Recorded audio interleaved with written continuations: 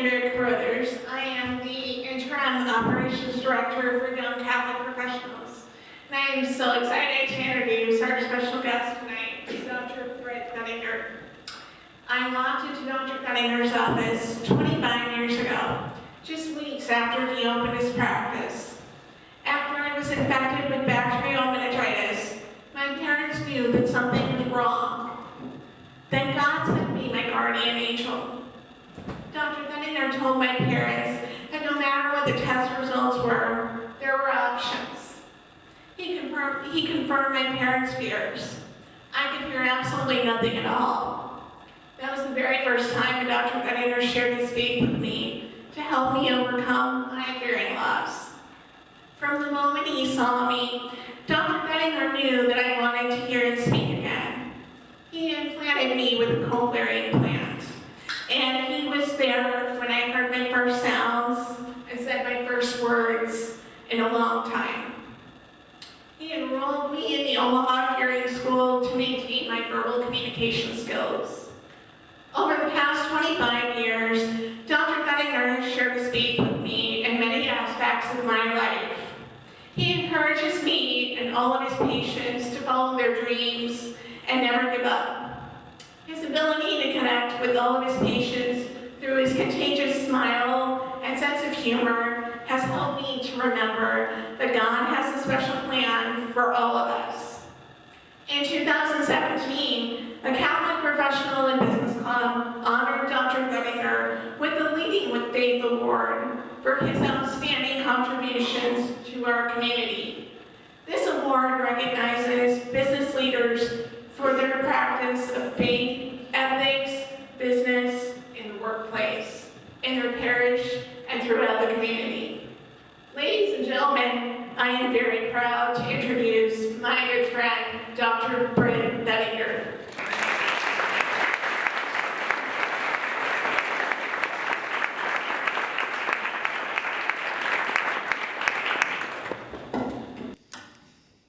Andrea said that if I talked too long that I would be joining the North American martyrs tonight.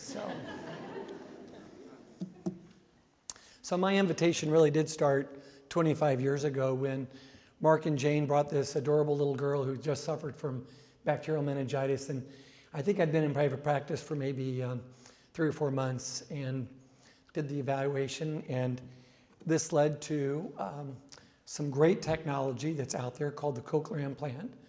So that if you have a type of hearing loss that hearing aids are no longer available to really give you any benefit, you can go to this thing where you make a small incision behind the ear, put this little thing underneath the skin, you put these little electrodes into the cochlea, and then you wait a week, let the swelling go down, and then you wear a little processor on the outside that basically takes the sound, this little computer chip takes the sound, deciphers what electrode inside the cochlea to stimulate, and sends the information and the power across the skin to the implant, and that delivers the sound. So the nerve endings inside the inner ear are gone, but the electrical wire that goes from the inner ear back to the brain still works.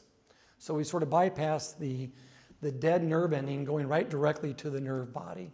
So it's a fascinating piece of technology.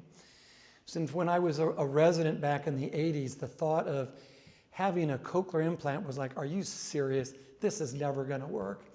And the first ones that they were developed, actually there was a pedestal that stuck out of the skin, and you would actually hardwire into this. And it was like, this is never going to work. But it's really transformed our profession, and it's just it's a great piece of technology. This is why one of the reasons every child is screened at birth for a hearing loss, so that if you can find or identify a deaf child, and there's a certain number of children born deaf every year, if you put this in within probably that first year, if you can identify them, do an implant, or treat their hearing loss, those children are going to typically have normal speech and language development, and they will not require the services that a deaf child would require. They don't need to learn sign language. They'll be able to hear and speak pretty normally. They're not going to need a deaf educator. So it really opens up a lot of doors. And so one of the great things about my profession, my specialty, is that I get to help people hear better. And as they always say, blindness separates us from things, but hearing loss, deafness separates us from people. And hearing is such a valuable sense, I think the most valuable, because it keeps us connected, and it keeps us connected to each other, and it's a wonderful sense. So that's where I come from a daily basis. Now, when I was walking out the door tonight, my wife says, look, what are you going to talk about to these young people? You really aren't the smartest or the funniest person on the planet. And so do not bore these kids, and remind them that the closest you ever got to a 4.0 in college was a blood alcohol level at a Sigma Chi party. So she said, keep it short, keep it sweet. Do not bore these kids. And remember, the Houston Astros are playing the New York Yankees, so we got baseball to go home and watch. So I had never been to Omaha until shortly before we actually moved here in 1990. And I want to commend you all for being in an organization like this. One of the things I did when I first came to town and really knew very, very few people is I joined a Rotary Club. And number one, that gave me the opportunity to network, but also it gave me the opportunity to talk to some normal people and not just physicians. So it was a wonderful way to go to a lunch every Friday, once a week, and have a speaker. But I met some wonderful people in the community, and it was just very helpful for me to get to know other business owners, people in business of different types. I learned a great deal. But I just want to share a little bit of background of, and I told my wife, I said, I'm going to be talking about a little bit about my Catholic faith and my Catholic upbringing, and hopefully share some insights. I was born in Kansas City. I was one of 5 children. I was born at, it tells you that I'm not that important because they've already torn down the hospital in which I was born. My father grew up in St. Joe during the Depression. When he got out of the Marine Corps, he went back to Missouri, unfortunately, to go to law school, where he met my mother. My mother was a single child, grew up on a farm in north central Iowa, sort of very isolated. Her mother had rheumatic heart disease, she had strep throat and had rheumatic heart disease, and she died, not suddenly, but my mom found her dead in her bed because of her cardiac complications right before she was going to go off to college. And she went to a very small Christian college in Columbia, Missouri, right across the area from Mizzou. And so she went to a 2-year college, but on a Sunday night she met my father on a blind date. Flash forward, they get engaged, but my mom's father was like so distraught she was going to marry a Catholic that he did not come to the wedding. She was sort of banished, and this was a real source of consternation. And so my mom, who was not Catholic at the time, went back to St. Joe, where my dad's the parish, and got married on a 4th of July. And so it's quite a story. And my mom calls the story about going to the person who plays the hymns for the wedding, and she had a couple hymns that she wanted to be played, and there was no way, because those were Protestant songs. You're not playing those songs at the Catholic wedding, so that was out. But fast forward, my mom did convert, and like a lot of converts, my mother is a daily mass goer. She's about the most Catholic person out there that I know, and so she's always instilled that faith into us. I grew up in a little Prairie Village, Kansas, a suburb in Johnson County. I always like to say I'm on the Kansas side of Kansas City, because growing up a Jayhawk, that's a much different thing than being a Mizzou Tiger from my father's standpoint. But I grew up in a very simple little parish, St. Anne.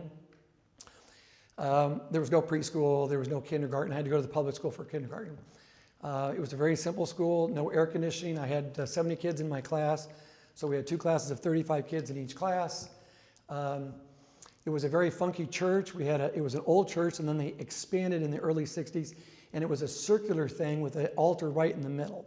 And it was just very, very bizarre. So when I go back there, I go, there's no church like this on the planet.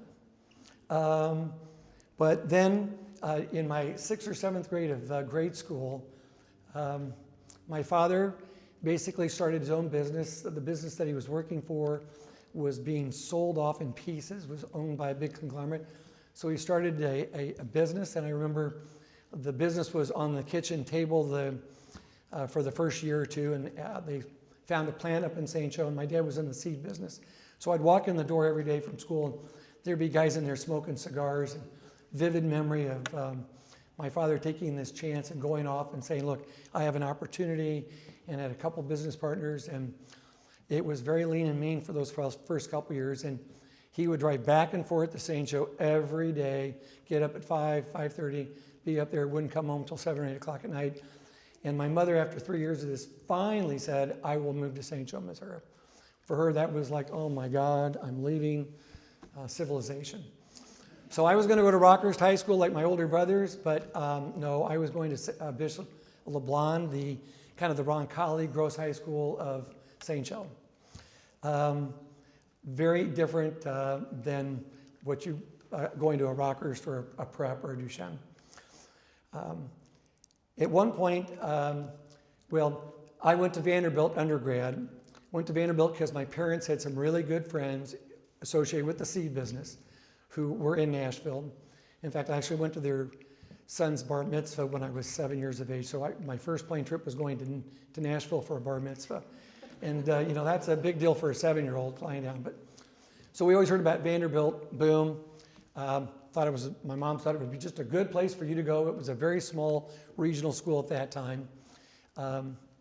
And it's also where I learned to lose at football every Saturday. So at Vanderbilt football games, everybody wore a coat and tie, you took a date, and it was an away game every game. So when you'd play Alabama, it was just all Alabama people. When we played Georgia, it was all red. We had Florida people, it was basically, we lost every weekend. So when you Husker fans get a little distraught about losing, you know, this is very acceptable for me. So it's not a big deal. It's all about the party afterwards at the Sigma Chi house across the street. But one of the great things that, of course, there were no Newman Centers at Vanderbilt in Nashville. On campus next to our fraternity house, there was the Baptist Center, but there was no Newman Center. But my dorm was 3 blocks away from the cathedral.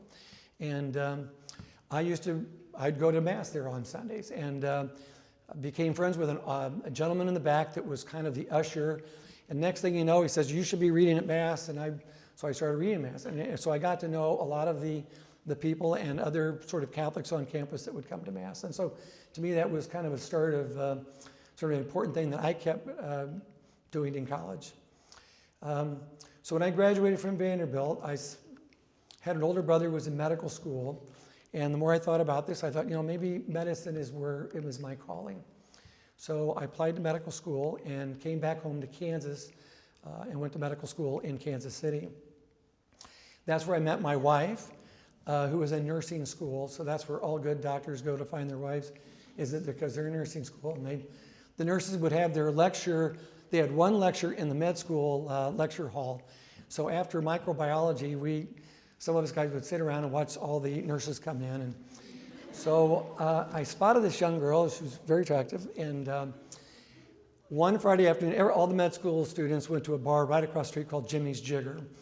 And so one Friday, I'm over there having a beer or burger, and Kelly walks in. And so I went over and introduced myself.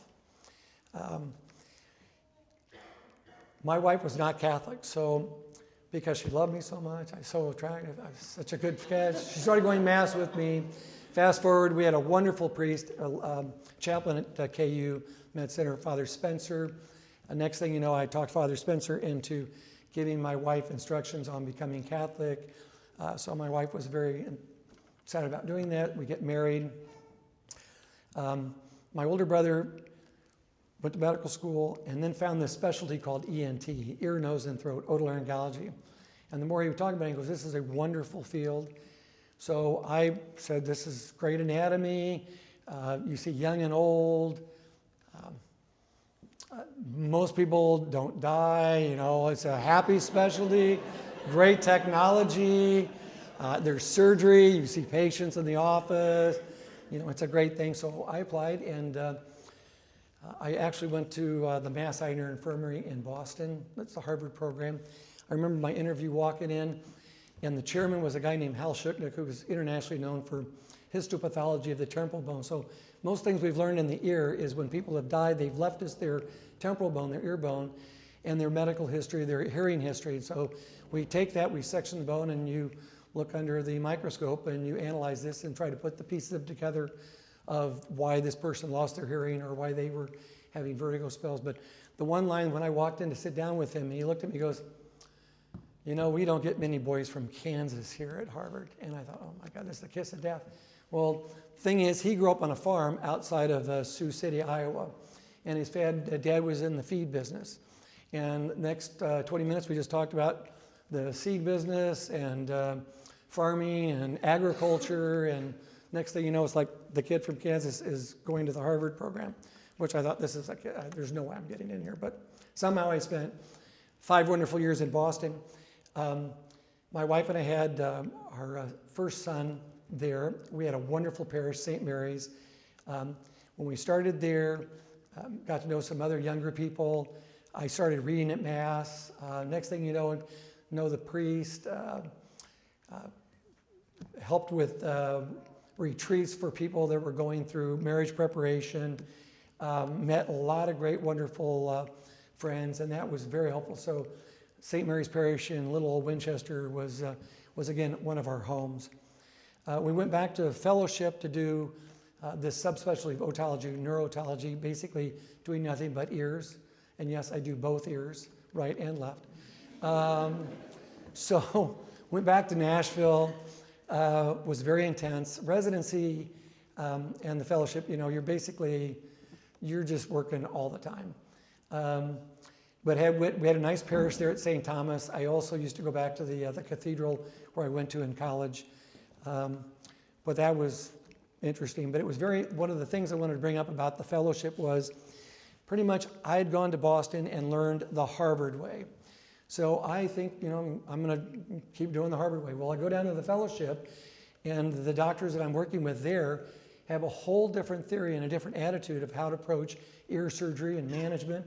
So it was one of those things where physicians, we have a lot of mentors. We have a lot of physicians that we learn from constantly. So the point is you think you might know one certain way that works really, really well, but there's always other ways to skin a cat. And these guys were very, very efficient and took an approach of where we learned when you drill out the ear and you do surgery, you don't want to even get close to the facial nerve. So the facial nerve controls all the movement of your face. So when I get to Nashville, it's like, no, you really want to find the facial nerve. If you find the facial nerve, you identify it, you're not going to hurt the nerve. And it taught me that because when you put in cochlear implants, you got to drill right over the nerve to get into the middle ear. And it was just a whole different theory. So it was like, wow, you know, there are different ways to do this. So whatever profession you're in, one of the great things is always seek out people that do your job, but maybe do it a little bit differently. And there's just other great things to learn. When I was giving a talk during my fellowship here up in Toronto, I met a gentleman here from Omaha who was running Boys Town. And he said, you know, I know you're going to go back to Kansas City and join your older brother who does the same thing. But you should come look at Omaha. So at Thanksgiving, I came home, talked to my older brother, Brad, about coming back to Kansas City to practice with him and he and his partner. And it kind of dawned on me, like, you know, I'm going to still be little brother, and he's probably just still going to tell me what to do. So I took a drive up to Omaha, and I thought, you know, this is a great little town. And Boys Town offered me a job. And I said, you know, we don't have anybody here at Boys Town doing your kind of specialty. So we moved to Omaha. And within 3 weeks, my wife had our daughter, Ainsley, and I go to work. But unfortunately, within about 6 months, I realized I'd made a horrible mistake. This was not the place for me. So a friend in Atlanta called and said, you know, Britt, I need a partner. You would love Atlanta. You got to come down here. Fly down to Atlanta twice, meet with him, thinking, you know, this is a nice place, Upper North Side, great suburbs.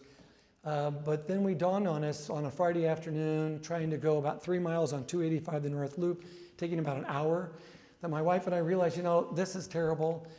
There are no Catholic schools. Where they are, there's, you know, it's a drive forever. There's no Catholic high schools. We said, look, let's just go back to Omaha, borrow some money, and you start your own practice. And that's what I did. Funny thing is, when we move here and my wife's about ready to deliver, the anesthesiologist comes in, and it's actually Mark D'Agostino, who I went to grade school with at St. Anne. And he's putting the epidural in my wife. And we're talking about Omaha, and he says, you live in Regency, but you're in the Christ the King parish. They got a crazy pastor. You won't like him. Nobody likes the pastor. He's dogmatic, he's dictatorial, but they got a great school, just send your kids to school there. I said, fine. So Christ the King became our family, our home, and it's been a great adventure there in our parish. One of the great things about moving to Omaha was everybody was always very open, engaging. It was very easy for us to get involved. When our kids started school there, we started meeting other parents. They were all very receptive, always inviting, come to this. I think by the time I was Britt Jr., my oldest was in second grade, I'm already going to prep bash. And a couple years later, next thing is I'm going to do Shen Kanche. And so I'm now going to all the Catholic high school fundraisers, not knowing that, where my kid's going to go to high school, although they were always going to go to prep and she was always going to go to Duchenne. So as our friends told us, but that's been a real spiritual thing for us to have our Christ the King family, our Christ the King home, and our school, which was very important for our children, and their high school experiences were just fabulous. So a couple things about what I do and my profession is that every day I get to meet some very, very interesting people from all walks of life. Today I had a nice gentleman, 91 years old, grew up in Stewart, Nebraska, which is up by Ainsworth. He grew up in town. His dad owned the bank. They also had a farm where they could go out and play. Funny thing is, Stewart is right next to Newport. And about 20 years ago, a little girl like Andrea came to my office from Newport. Her last name was Stewart, but she grew up on a ranch, and she had just lost her hearing, and I put her cochlear implant in. But this gentleman today knew the ranch family that this girl from Newport. It's like, wow, this is such a small world. So this is very much an interconnected, this is a small state. People know everybody. It's a great networking place. It's always fascinating. And one of the interesting things is I always love talking to people who are 80, 90. It's like, what was the most fascinating thing technologically that happened to you during your lifespan? Expecting them to say, it's my cell phone, or it's my, I've still got I've got a flip phone, what a great advancement, the whole bit. No, it's when electricity came to the farm. So if you were born before 1940, they had no electricity. A lot of these people out in rural Nebraska, there was no light. I mean, when the sun went down, there was a few candles and that was it. Kerosene lamps. But when electricity, that was the greatest thing that happened to them. It wasn't the phone, it wasn't TV. And I tell you, also in our profession, it's like being a priest. People tell you the strangest things. It's like going to confession. It's like, no, I really don't need to know all that stuff. But it's just a lot of crazy things that people want to tell you, and you might want to save that for your priest. So the other thing is, in my profession also, I encounter people that I go into the pre-op before surgery, and a lot of people say, look, I brought my pastor, or I brought my minister. Do you mind if we say a prayer before surgery? And I always think of this like, just ear surgery. This is not a heart transplant. So like there's a lot of pressure when the minister comes in. It's like, but I always find that very helpful. And I must admit, having done ear surgery now for 25, 26, 27 years, it's like this is, should be pretty easy. But I tell you, every case that I do is still a kind of a stressful event. And I always hope, and I always say a little prayer before I do this, like, dear Lord, just please help this turn out well. Help them have a great outcome. As surgeons, we're kind of anal. We want everything to go perfect. We know there are complications out there, but it's always helpful to have that presence, knowing that somebody's helping me accomplish what I need to accomplish. So 2 more minutes, a couple life lessons. Getting off the medical aspect. Life lessons, number one, financially. I'm no Dave Ramsey, but you guys are all young, starting off in your careers. So first thing financially is get rid of your debt. Don't use credit cards, or don't pay off your credit cards every month. Start saving now. There's the advantage of compounding. You will all do, if you just put a little money away every month, it makes a huge difference. Just find some Vanguard ETF and just start socking away $100, $200 a month, and just do this, you will thank yourself over and over. I'd also go out and get the Wall Street Journal subscription. You should offer that with your membership to the YCP. This is just a little reading of something like this, financial or business-wise. It's a fantastic newspaper, editorials. You can do it in 5-10 minutes, know what the hell is going on in the world, what's happening from sports to this, that, and the other. It's a great read. I find it enjoyable every day. I want to take one or two things about healthcare and healthcare reform, because the healthcare system in our country is terrible as far as the economics. It's unsustainable. Medicare is unsustainable. People say, well, how do you fix this system? The only way that we're ever going to get back to any kind of sanity is, I think, equipping consumers, you patients, to say, how much does this really cost? Why is, if I go to Bergen Mercy and I want an MRI of my knee, why does it cost me $3,500? But if I drive down the street to Northwest Imaging out on Maple, I can do the same test for $425. So how are we going to solve this problem? How are we going to bring costs down? And how do we start with real healthcare reform? I think we also need to make sure that we strategically increase medical services so there's more competition, and essentially change the tax code. So if your individual have to go out and buy your own health insurance, make it deductible like employers can. So about 10 years ago, a group of us were so upset, pissed off with the hospitals that we said, we're just going to go out and build our own hospital. And we're going to treat people the way we think they should be treated. We're going to make it efficient for people. We're going to help control the cost. We're going to make it safe. We're going to reduce infection rates. And so that's why there are some of these smaller sort of hospitals that do certain things over and over. If you can do something over and over, you kind of get really good at it. But when you try to do everything all in one place, it's hard. Hospitals, big hospitals, should take care of really sick people. We should be doing simple, straightforward knee, hip, back, ear, nose, throat, tonsils in smaller facilities that cost less, drive down care, drive down cost, open up competition. I mean, Ford Motor Company doesn't build everything under one roof. They outsource the glass, they outsource this, they bring it in one place and put it all together. So we need to rethink how we, making bigger hospitals does not help any of us. Finally, a little bit about leadership, and you guys are all leaders since you're here. In our profession, being associated with the Nebraska Medical Association and trying to help affect change in our state and sort of healthcare policy, we talk about leadership all the time, and leadership is all about affecting change.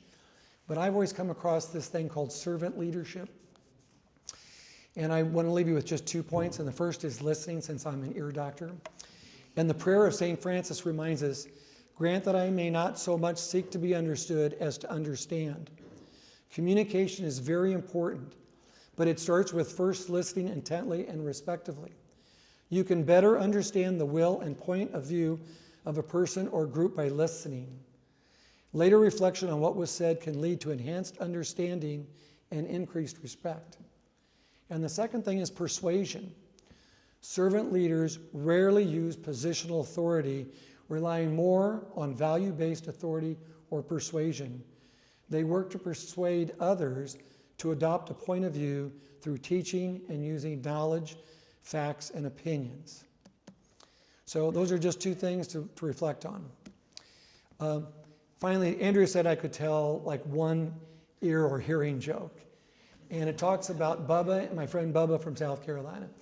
And so Bubba goes to church on Sunday, and it comes time to the service where the minister says, now if anybody has a problem and you want us to pray for you on that problem, please come up. So Bubba gets in line. Bubba gets up to the front. It's his turn. The minister looks down and says, now Bubba, what do you need help with? What do you want us to pray for? And Bubba looks up, he goes, I need help with my hearing. And immediately the pastor puts his hand on his head, puts a finger in his ear, and he starts praying. And everybody's praying.